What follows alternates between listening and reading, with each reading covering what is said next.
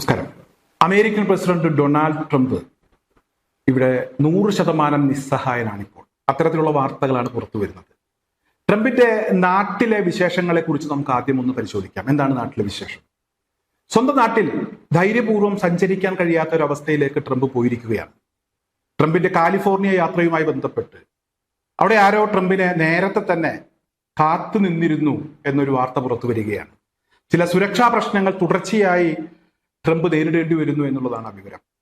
എന്തായാലും സംശയാസ്പദമായ സാഹചര്യത്തിൽ ഒരാളെ ഇതിനോടകം അറസ്റ്റ് ചെയ്തിട്ടുണ്ട്. അയാളുടെ പക്കൽ നിന്ന് റൈഫിളുകളും അതുപോലെ തന്നെ അത്തരത്തിലുള്ള ആയുധങ്ങളും പോലീസ് പിടികൂടി. ഇയാളുടെ വീട്ടിൽ നടത്തിയ പരിശോധനയിൽ ചില കുറിപ്പുകളും പോലീസിന് ലഭിച്ചിട്ടുണ്ട്. അതായത് കാലിഫോർണിയ യാത്രയിൽ ട്രംപിനെ കാത്തിരിക്കുകയായിരുന്നു ഇദ്ദേഹം. നേരത്തെ പലതവണ ട്രംപിനെതിരെ പല വധശ്രമങ്ങളും ഉണ്ടായിട്ടുണ്ട്. ആ സമയങ്ങളിലൊക്കെ തലനാരിഴക്കാണ് ട്രംപ് രക്ഷപ്പെട്ടത്.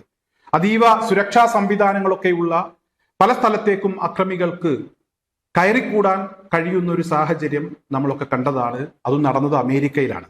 വാഷിംഗ്ടൺ DC മുന്നിൽ ജൂതന്മാരായിട്ടുള്ള ആളുകളെയും ഇവിടെ കൈകാര്യം ചെയ്യുന്നതും വകവരുത്തുന്നതും ഒക്കെ നമ്മൾ കണ്ടു. ഇതാണ് ട്രംപിന്റെ നാട്ടിലെ വിശേഷങ്ങൾ. ഇനി പുറത്തിറങ്ങിയാൽ ട്രംപിന്റെ അവസ്ഥ എന്താണ് എന്ന് പരിശോധിച്ചാലാണ് അങ്ങേയറ്റം ഗുരുതരമായിട്ടുള്ള ആ ഒരു സാഹചര്യം നമുക്ക് മനസ്സിലാക്കാൻ കഴിയുക. അതായത് എന്താണ് മിഡിൽ ഈസ്റ്റിലെ സംഘർഷവുമായി ബന്ധപ്പെട്ട് ട്രംപ് നേരിടുന്ന തിരിച്ചടികൾ എന്തൊക്കെയാണ്? ഗൾഫ് രാജ്യങ്ങളും ട്രംപും തമ്മിലുള്ള ബന്ധം അധികം വൈകാതെ അത് ഏത് വഴിക്ക് തിരിയും എന്നുള്ളതൊക്കെ നമുക്ക് ഇപ്പോൾ മനസ്സിലാക്കാൻ കഴിയും. ഖത്തറാണ് ഏറ്റവും വലിയ, ഇറാനേക്കാൾ വലിയ ഭീകര രാജ്യം എന്ന് ഇസ്രായേൽ പ്രഖ്യാപിച്ചു കഴിഞ്ഞു. അതായത് ഫലസ്തീനും ഇറാനും ഒക്കെ അവർ ഏത് രീതിയിൽ കൈകാര്യം ചെയ്യാനാണ് തീരുമാനിച്ചത്, അല്ലെങ്കിൽ എങ്ങനെയാണ് കൈകാര്യം ചെയ്തത് എന്നതൊക്കെ നമ്മൾ കണ്ടതാണ്. എന്തായാലും അധികം വൈകാതെ ഖത്തറിലേക്കും തിരിയും എന്നുള്ളതിന്റെ കൃത്യമായ ഒരു സൂചനയാണ് ഇസ്രായേലിൽ നിന്ന് നമുക്ക് ലഭിക്കുന്നത്. എന്തായാലും നേരത്തെയും ഹമാസിന്റെ പേര് പറഞ്ഞ് ഖത്തറിന്റെ തലസ്ഥാനമായ ദോഹയിലേക്ക് ഇസ്രായേൽ ആക്രമണം നടത്തിയിട്ടുണ്ട്. അതുകൊണ്ട് അക്കാര്യത്തിൽ പുതുമയില്ല എന്നാണ് ഞാൻ പ്രതീക്ഷിക്കുന്നത്. എന്തായാലും അത് ഗൾഫ് രാജ്യങ്ങൾക്ക് വരും സമയങ്ങളിൽ ഇസ്രായേൽ എങ്ങനെയാണ് ഈ ഗൾഫ് രാജ്യങ്ങളെ കൈകാര്യം ചെയ്യുക, അമേരിക്കയെ അനുസരിക്കുമോ എന്നൊക്കെയുള്ള കാര്യം ഗൾഫ് രാജ്യങ്ങൾക്ക് ഏറെക്കുറെ ബോധ്യപ്പെട്ടു എന്നാണ് മനസ്സിലാക്കാൻ കഴിയുന്നത്. ആ ബോധ്യത്തിന്റെ കൂടെ അടിസ്ഥാനത്തിലാണ് ഇസ്രായേൽ നിലപാട് കടുപ്പിച്ചിരിക്കുന്നത് എന്നാണ് ഇപ്പോൾ മനസ്സിലാക്കാൻ കഴിയുന്നത്. എന്തായാലും ഗൾഫ് രാജ്യങ്ങൾ അവരുടെ വഴിക്ക് ചിന്തിച്ചു തുടങ്ങി, അവരുടെ വഴിക്ക് സഞ്ചരിച്ചു തുടങ്ങി, അവരുടേതായിട്ടുള്ള മാർഗങ്ങൾ സ്വീകരിച്ചു തുടങ്ങി എന്നുള്ളതാണ് ഇപ്പോൾ പുറത്തു വരുന്ന ഏറ്റവും പ്രധാനപ്പെട്ട വാർത്ത. അതായത് പാകിസ്ഥാൻ വഴി ചൈനയുമായി പല കരാറുകളിലും ഈ ഗൾഫ് രാജ്യങ്ങൾ ഏർപ്പെടുകയാണ്. ചൈനയും പാകിസ്ഥാനും തമ്മിൽ ബന്ധമുണ്ട്.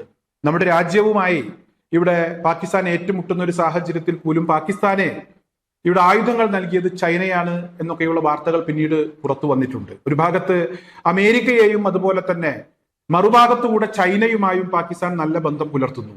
രണ്ട് പെണ്ണ് കെട്ടിയ ഒരു അവസ്ഥയിലാണ് പാകിസ്ഥാൻ ഉള്ളത്. രണ്ടുപേരെയും നല്ല രീതിയിൽ തന്നെ കൈകാര്യം ചെയ്യുന്നുണ്ട്. എന്തായാലും ഇവിടെ ഇന്ന് നമ്മൾ രാവിലെ തന്നെ കണ്ട അല്ലെങ്കിൽ കേട്ട ഒരു വാർത്ത എന്ന് പറയുന്നത് ചെങ്കടലിൽ ഇന്ത്യൻ പതാക ഏന്തിയ ഒരു കപ്പലിന് നേരെ ആക്രമണം ഉണ്ടായി. ഈ കപ്പലിനെ ഹൂത്തികൾ മുക്കിക്കളഞ്ഞു എന്നുള്ളതാണ്. ഇന്ത്യൻ പതാക ഏന്തിയ ഈ കപ്പലിൽ 13 ഇന്ത്യക്കാരും അതുപോലെ തന്നെ ഒരു യമൻ പൗരനും ഉണ്ടായിരുന്നു. ഇവരെ സുരക്ഷിത തീരത്തെത്തിച്ചു. അതേസമയം കപ്പൽ ചെങ്കടലിൽ ഹൂത്തികൾ മുക്കിക്കളഞ്ഞു. അതോടൊപ്പം തന്നെ 6ഓളം സൗദി അറേബ്യയുടെ കപ്പലുകൾക്ക് നേരെയും ആക്രമണം ഉണ്ടായി. സൗദി അറേബ്യയിൽ നിന്ന് എണ്ണ കയറ്റി വരുന്ന കപ്പലായിരുന്നു ഇന്ത്യൻ പതാക ഏന്തിയ കപ്പൽ. സൗദിയുമായിട്ട് ഇടപാടുകൾ നടത്തുന്ന കപ്പലുകൾക്ക് നേരെയൊക്കെ ഇവിടെ ഹൂത്തികളുടെ ആക്രമണം ഉണ്ടാകും. സൗദിക്കെതിരെ നാവിക ഉപരോധം പ്രഖ്യാപിച്ചിരിക്കുകയാണ്. എന്തായാലും ഇവിടെ ഒരു സമയത്ത് അമേരിക്കയെയും ഇസ്രായേലിനെയും രഹസ്യമായും പരസ്യമായും ഒക്കെ സഹായിച്ച ആളുകളാണ് ഇന്ന് ഇറാന്റെ നോട്ടപ്പുള്ളികൾ എന്നുള്ളതാണ്. ഗസ വംശഹത്യയുടെ സമയത്ത് ഏറ്റവും കൂടുതൽ ഇസ്രായേലിനെ സഹായിച്ച രാജ്യങ്ങളിൽ ഒന്നാണ് ഇന്ത്യ. അതായത് അമേരിക്ക കഴിഞ്ഞാൽ ഏറ്റവും കൂടുതൽ ആയുധങ്ങൾ കൊടുത്തത് ഇന്ത്യയാണ് എന്ന വാർത്തകളാണ് ഇപ്പോൾ പുറത്തു വരുന്നത്. ഇതിന് നന്ദി സൂചകമായി ബെഞ്ചമിൻ നെതന്യാഹു പ്രധാനമന്ത്രിയെ പ്രശംസിച്ച് പലപ്പോഴും രംഗത്തെത്തിയിട്ടുണ്ട്. ഇന്ത്യയിലെ 140 കോടി ജനങ്ങൾ, അതാണ് എന്റെ കരുത്ത് എന്ന് വരെ പറയാനുള്ള ഒരു ധൈര്യം ബെഞ്ചമിൻ നെതന്യാഹുവിനുണ്ടായി. എന്തായാലും ആ ബന്ധം അത്ര ആഴത്തിലുള്ളതാണ്, ദൃഢമാണ്. അന്തർധാര നമ്മളൊന്നും അറിഞ്ഞതുപോലെയല്ല, അത് മറ്റൊരു വഴിക്ക് സജീവമാണ് എന്നത് വ്യക്തമാകുന്ന ഒരു സമയത്താണ് ഒരു ഇന്ത്യൻ കപ്പലിന് നേരെ, ഇന്ത്യൻ പതാക ഏന്തിയ ഒരു കപ്പലിന് നേരെ ഹൂത്തികളുടെ ആക്രമണം ഉണ്ടാകുന്നത്. അതുപോലെ തന്നെ ഈ ഹൂത്തികൾ വെറുതെ ഇരിക്കുന്നില്ല. അമേരിക്ക നിർത്തി എന്ന് പറയുന്ന ഒരു സമയത്താണ് ഇറാന്റെ പിന്തുണയുള്ള ഹൂത്തികൾ ശക്തമായി അഴിഞ്ഞാടുന്നത്. ഇവിടെ സൗദി അറേബ്യയിലെ യമനുമായി അതിർത്തി പങ്കിടുന്ന ഒരു പ്രദേശത്തെ ഒരു വിമാനത്താവളത്തിന് നേരെയും ഹൂത്തികളുടെ ആക്രമണം ഉണ്ടായിരിക്കുകയാണ്. നജ്റാൻ എന്ന് പറയുന്ന ഒരു വിമാനത്താവളത്തിന് നേരെയാണ് ഡ്രോണുകൾ ഉപയോഗിച്ചിട്ടുള്ള ആക്രമണം ഉണ്ടായത്.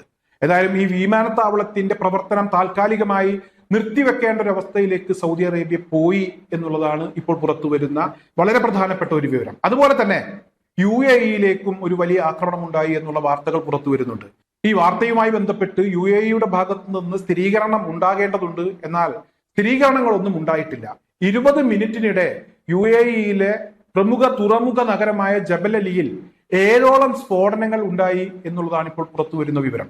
ഇത് ആക്രമണം തന്നെയാകാം എന്നതാണ് പല പ്രമുഖരുടെയും നിരീക്ഷണം. ഇനി എന്താണ് എന്നുള്ളതിനെ കുറിച്ചുള്ള വിവരങ്ങൾ വരും മണിക്കൂറുകളിൽ പുറത്തു വരും എന്ന് തന്നെയാണ് പ്രതീക്ഷിക്കുന്നത്. ഏതാനും മണിക്കൂറുകൾക്ക് മുമ്പാണ് ഇത്തരത്തിലൊരു സംഭവം ഉണ്ടായിട്ടുള്ളത്. എന്തായാലും അന്താരാഷ്ട്ര മാധ്യമങ്ങൾ വളരെ പ്രാധാന്യത്തോടു കൂടി ഈ വിവരം റിപ്പോർട്ട് ചെയ്തിട്ടുണ്ട്.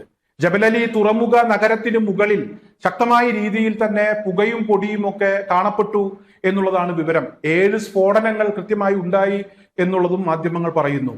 എന്തായാലും ഇവിടെ രഹസ്യമായി ഇസ്രായേലുമായി ബന്ധം സ്ഥാപിച്ചിട്ടുള്ള ഒരു രാജ്യമാണ്, ഇപ്പോൾ അത് പരസ്യമാക്കിയ രാജ്യമാണ് UAE. അതുപോലെ തന്നെ ഇവിടെ സൗദി അറേബ്യ അമേരിക്കയെ തള്ളാൻ തയ്യാറാകാത്ത ഒരു രാജ്യമാണ്. എന്നാൽ പലപ്പോഴും ഫലസ്തീനൊപ്പം നിൽക്കുന്നുണ്ട്, ഇറാനുമായിട്ടുള്ള സംഘർഷം ലഘൂകരിക്കുന്നതിന് വേണ്ടിയുള്ള ഇടപെടൽ നടത്തുന്നുണ്ട്.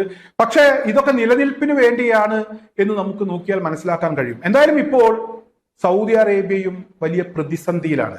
സായിപ്പിനോട് കളം ഒഴിവാക്കി പോകണമെന്ന് അവർ പറയുന്നുണ്ട് രഹസ്യമായി. ഇനി അവർ പരസ്യമായി പറയുന്ന ഒരു അവസ്ഥയിലേക്ക് കാര്യങ്ങൾ പോകും. കാരണം നിലനിൽപ്പ് വലിയ അപകടത്തിലാണ്. അമേരിക്കയെ സംബന്ധിച്ചിടത്തോളം അമേരിക്കയുടെ പ്രതിരോധ മിസൈലുകൾ അത് 80% കുറഞ്ഞു. ഇനി 20% മാത്രമേ ബാക്കിയുള്ളൂ എന്നുള്ളത് ഈ ഗൾഫ് രാജ്യങ്ങളുടെയൊക്കെ ചങ്കിടിപ്പ് കൂട്ടുന്നുണ്ട്. കാരണം അവർക്കൊക്കെ സുരക്ഷ ഒരുക്കിയിട്ടുള്ള പ്രതിരോധ സംവിധാനങ്ങളാണ് ഇപ്പോൾ മൊത്തത്തിൽ താറുമാറായിരിക്കുന്നത്. അതുപോലെ തന്നെ റഡാർ സംവിധാനങ്ങൾ. ഈ കഴിഞ്ഞ ദിവസം ഇറാഖ് അതുപോലെ തന്നെ സിറിയ തുടങ്ങിയ രാജ്യങ്ങളുമായി അതിർത്തി പങ്കിടുന്ന ഒരു നിരീക്ഷണ കേന്ദ്രമുണ്ട്. ഈ അതിർത്തിയിൽ പ്രവർത്തിച്ചിരുന്ന ഒരു നിരീക്ഷണ കേന്ദ്രം അമേരിക്കയുടെ ഒരു കേന്ദ്രമാണ്. ആയുധ ശേഖരം കൊണ്ടല്ല ഈ കേന്ദ്രം ഇവിടെ ശ്രദ്ധേയമാകുന്നത്. എല്ലാ ഭാഗങ്ങളിലും, മിഡിൽ ഈസ്റ്റിലെ എല്ലാ ഭാഗങ്ങളും നിരീക്ഷിക്കാൻ കഴിയുന്ന ഒരു കേന്ദ്രം എന്ന നിലക്കാണ്. ഈ കേന്ദ്രത്തിന് നേരെ പോലും ഇവിടെ ആക്രമണം ഉണ്ടായി. അതായത് എല്ലാ നിലക്കും അവരുടെ റഡാർ സംവിധാനങ്ങളും നിരീക്ഷണ കേന്ദ്രങ്ങളും ഒക്കെ അടിച്ചു തകർത്തതിന് ശേഷം ഇപ്പോൾ ചർച്ചയെ വേണ്ട എന്നുള്ള ഒരു നിലപാട് ഇറാൻ സ്വീകരിച്ചിരിക്കുകയാണ്. പാകിസ്ഥാനും ഖത്തറും സൗദി അറേബ്യയും ഒക്കെ കിണഞ്ഞു പരിശ്രമിക്കുന്നുണ്ട്. എന്നാൽ അമേരിക്കയുമായി ഒരു ഉപാധികളും മുന്നോട്ട് വെച്ച ഒരു ചർച്ചയ്ക്കും ഞങ്ങൾ തയ്യാറല്ല എന്ന് ഇറാൻ വളരെ കൃത്യമായി പറയുകയാണ്. എന്തായാലും ചങ്കിടിപ്പ് കൂടുന്നത് ഗൾഫ് രാജ്യങ്ങൾക്ക് തന്നെയാണ്. അമേരിക്കയെ സംബന്ധിച്ചിടത്തോളം അമേരിക്ക എന്ന് പറയുന്ന രാജ്യം സേഫാണ്, അതുകൊണ്ട് അവിടെ മിസൈലുകളൊന്നും പെട്ടെന്ന് എത്തില്ല എന്നുള്ള ഒരു ആത്മവിശ്വാസം അവർക്കുണ്ട്. എന്തായാലും മറ്റു വഴിക്ക് ചില കാര്യങ്ങൾ അമേരിക്കക്ക് അകത്തും നടക്കുന്നു എന്നുള്ളതാണ് ഇന്ന് പുറത്തു വന്ന വളരെ പ്രധാനപ്പെട്ട വിവരം. എന്തായാലും ഇനി വരും ദിവസങ്ങൾ അത് ഏതു വഴിക്ക് നീങ്ങും, എങ്ങനെ തിരിയും എന്നൊന്നും പറയാൻ കഴിയില്ല. ഇവിടെ ഇസ്രായേലിനെയും അമേരിക്കയെയും ഒളിഞ്ഞും തെളിഞ്ഞും ഒക്കെ സഹായിച്ചിരുന്ന രാജ്യങ്ങളെയൊക്കെ ഇവിടെ ഇറാൻ വളരെ കൃത്യമായി തന്നെ കൈകാര്യം ചെയ്യുന്നു എന്നതാണ് ഈ മിഡിൽ ഈസ്റ്റ് സംഘർഷവുമായി ബന്ധപ്പെട്ട് ഇന്ന് പുറത്തു വന്ന പ്രധാനപ്പെട്ട വിവരങ്ങൾ.